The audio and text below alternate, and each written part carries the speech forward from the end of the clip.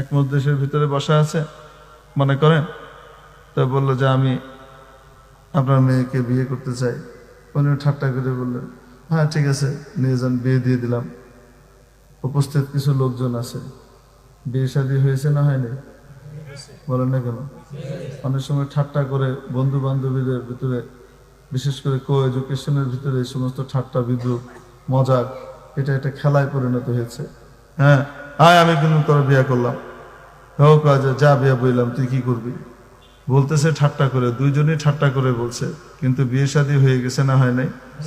উপস্থিত লোকজন যেহেতু দুইজন লোকও যদি উপস্থিত থাকে তো কি হয়ে যাবে? বিয়ে হয়ে যাবে। হ্যাঁ, মোহর কিভাবে দিতে হবে সেটার জন্য মোহরের মিছিল ফয়সালা দেওয়া আছে, মোহর পরের বিষয়। এই যে ঠাট্টা করে এই সমস্ত কথাবার্তাগুলো আমাদের কিশোর কিশোরীরা, যুবক যুবতীরা মাঝে মাঝে বলে ফেলে, তারপরে তো বিয়ে হয়ে যায়। এখন বিয়ে হয়ে যাওয়ার পরে এই মেয়েটা তো একজনের বিবাহিতা স্ত্রী, পরবর্তীতে যখন অন্য জায়গায় বিয়ে হয় তার তো খবরও নেই সে আরেকজনের বউ। পরবর্তীতে বিয়ে হলে সে বিয়ে হয়, অন্য বউকে কেউ বিয়ে করলে বিয়ে হবে? বলেন না কেন? এই জন্য কথাবার্তা বলার সময় খুব সতর্ক থাকা লাগে। রাসূলুল্লাহ সাল্লাল্লাহু আলাইহি ওয়াসাল্লাম তিনটা বিষয় বলেছেন, যে তিনটা বিষয় কেউ যদি সিরিয়াসলি বলে তাও সেটা সিরিয়াসলি নেওয়া হবে, আর যদি কেউ এটাকে ঠাট্টা করে ফান করে বলে তো সেটাও কি হবে? ফান ধরা হবে না, সিরিয়াসলি নেওয়া হবে। এই তিনটার ভিতরে একটা হলো বিয়ে শাদী।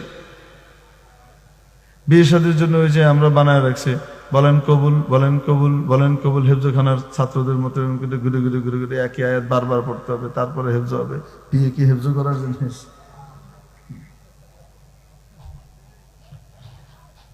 হিজাব কবুল, আপনি যখন, এটা একটা চুক্তি, আপনি যখন কোনো দোকানদারের কাছ থেকে দোকান কি করেন, জিনিস কিনেন, হ্যাঁ, তো কেনার সময় আপনি বললেন এটা কত টাকা, তো উনি বললেন 100 টাকা, তো আপনি বললেন ঠিক আছে দেন, আমি কিনলাম। এটা কয়বার বলা লাগে? ঠিক আছে দেন, ঠিক আছে দেন, ঠিক আছে দেন, 3বার কওয়া লাগে? বলেন না কেন?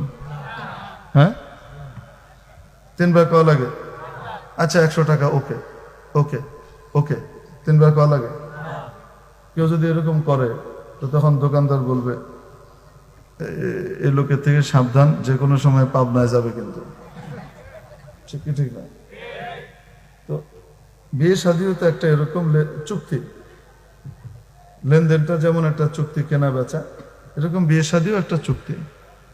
এই চুক্তির সময় 3বার বলতে হবে, আর ভাব ধরে 15-20 জন অনেক লোক থাকতে হবে, এই পক্ষের ওই পক্ষের বহু লোক